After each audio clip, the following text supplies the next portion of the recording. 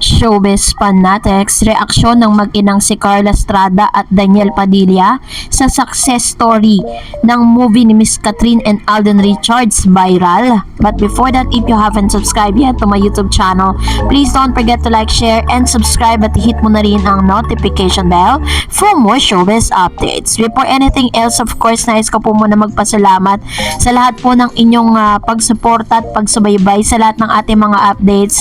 At of course, salamat din po sa inyong panonood. Let's watch this first.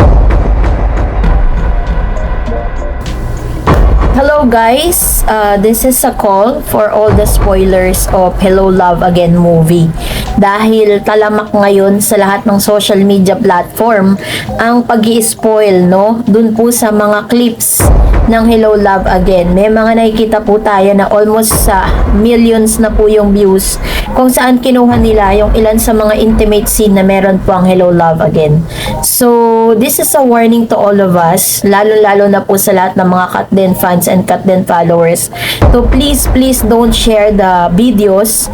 If ever po na makakita kayo niyan, pwede po ninyong i-report yung profile para po matigil. Kasi, kawawa naman po yung mga nagpa-reserve na ng mga tickets na parang nai-spoil po natin yung excitement na mapanood at masaksihan natin yung pinaghirapan, yung 5 years in the making na hinintay ng Katden fans, na mga fans po ni Catherine at ni Alden Richards to watch this movie.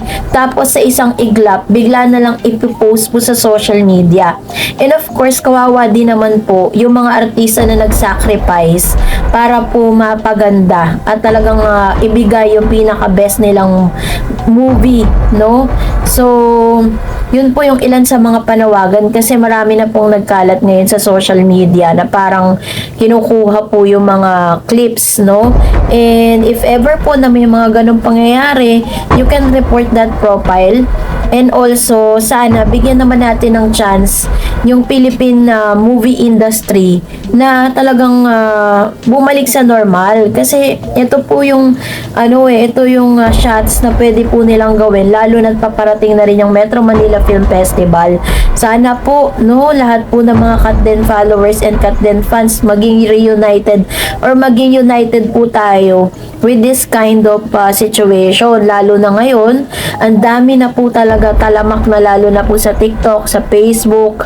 Halos lahat na po talaga, ang dami pong nagpo-post ng mga videos, ng mga clips, and I don't know paano po nila nakuha yun. Pero I definitely recommend this movie because makikita nyo dito kung gaano kagaling ang actors and actresses. Lahat po sila talagang nag-level up sa pag-acting, especially Miss Catherine Bernardo. Wala talaga ako masasabi sa kanya. And this movie really it hits differently. So, talagang mas maganda po na mapanood po ninyo yan ng personal kasi mas masarap yung experience. At the same time, mas maganda kung kasama ninyo yung family ninyo.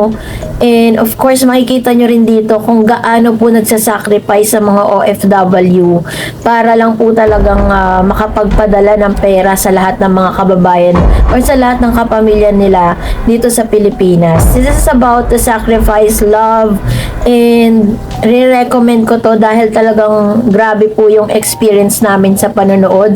It's a roller coaster emotion.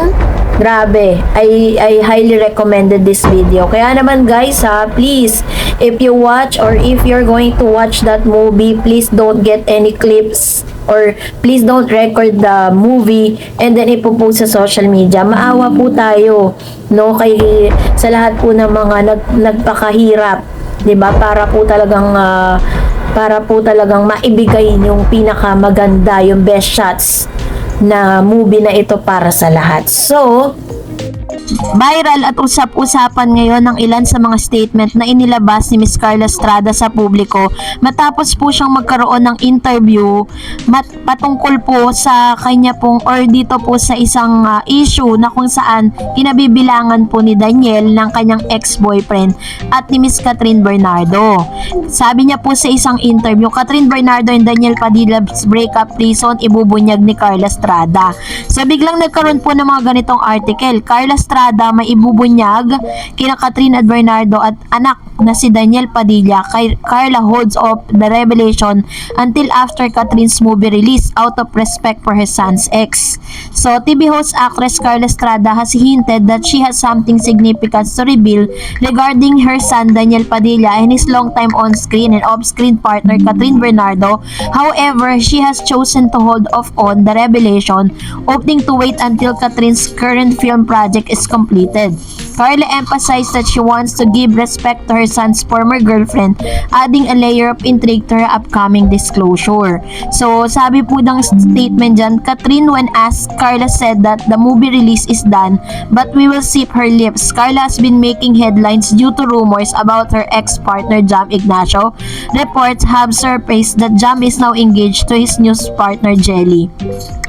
In a recent social media post, Jelly proudly displayed engagement ring while sharing a kiss with Jam sparkling, and Carla and Jam reportedly separated 2023. So, ang pinagtatakan po natin, bakit po biglang nasingit si Miss Catherine Bernardo doon po sa kanyang interview, kasi sabi niya, tapos eto pa, may interview pa si Daniel, panoorin natin. Ang dami namin ginawa eh. So, gusto natin hanapin muna yung ano din. Para pag bumalik tayo, di ba, mas heartfelt din yung balik, talagang comeback.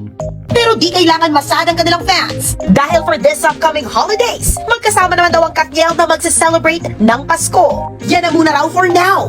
At ang next nilang tambalan sa big screen, abangan na lang soon! Inalabas ng TV5 at ng si Miss MJ Marfori ang isang interview patungkol dito kay Mr. Daniel Padilla na kino-confirm niya na magkakaroon daw sila ng comeback movie ni Miss Catherine Bernardo after all the lahat daw po ng kanilang mga plano at lahat po ng mga projects nila individual. So, ibig sabihin, parang kinukumpirma niya dito na magkakaroon sila ng comeback ng Katniel. Mag-antay-antay lang daw, sabi niya gano'n. At the same time, sinabi pa ni MJ Marfori na chill lang daw ang mga Katniel dahil magkasama naman daw si Daniel at si Miss Catherine Bernardo this coming holiday season, which is yung December nga daw. So, ngayon, syempre, nagkaroon po ng confusion sa lahat po ng mga Katden. Bakit daw po may mga ganong interview na lumalabas na isinabay pa doon po sa movie ng Katden. Parang sinasabi dito na parang nakikipagkompetensya sila eh. Pero para sa akin, yung point of view ko here is that sinasabi nila to dahil si Mr. Daniel Padilla that time is nagpo-promote ng kanya pong upcoming teleserye na Incognito.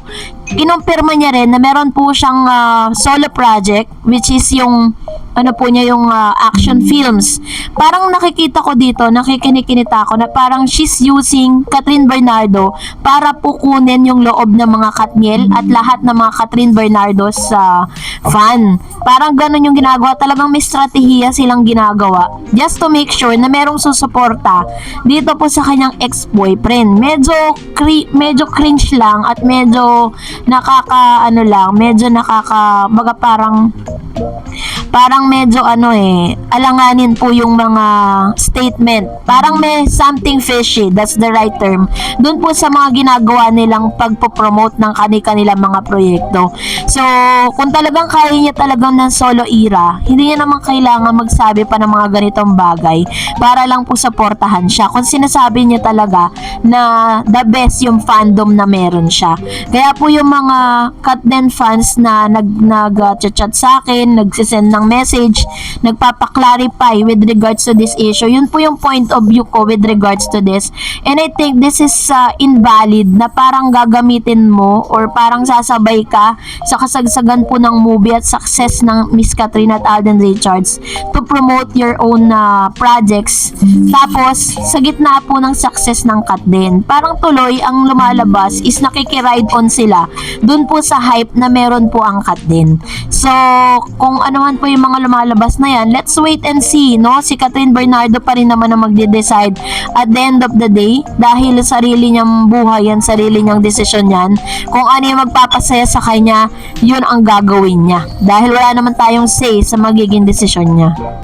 And that's it for today. For more videos and updates, please don't forget to like and subscribe. And please don't forget to follow my Facebook page, Dar Eds TV. God bless everyone.